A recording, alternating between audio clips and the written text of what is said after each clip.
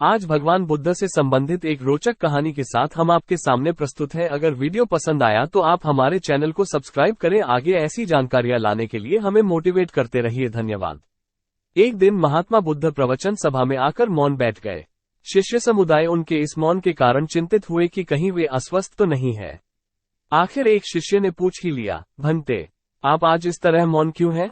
वे नहीं बोले तो दूसरे शिष्य ने फिर पूछा, गुरुदेव, आप स्वस्थ तो हैं? बुद्ध फिर भी मौन ही बैठे रहे। इतने में बाहर से एक व्यक्ति ने जोर से पूछा, आज आपने मुझे धर्मसभा में आने की अनुमति क्यों नहीं दी? बुद्ध ने कोई उत्तर नहीं दिया और आंखें बंद कर ध्यानमग्न हो गए। वो बाहर खड़ा व्यक्ति और जोर से बोला, मुझे धर्मसभा में क्यों नहीं आने दिया जा रहा है? धर्मसभा में बैठे बुद्ध के शिष्यों में से एक ने उसका समर्थन करते हुए कहा, भंते, उसे धर्मसभा में आने की अनुमति प्रदान कीजिए। महात्मा बुद्ध ने आंखें खोली और बोले, नहीं, उसे अनुमति नहीं दी जा सकती है क्योंकि वो अछूत है। अछूत?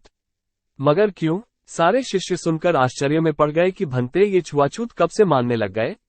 महात्मा बुद्ध ने शिष्य समुदाय के मन के भावों को ताड़ते हुए कहा, हाँ, वो अछूत है। वो आज अपनी पत्नी से लड़कर आया है।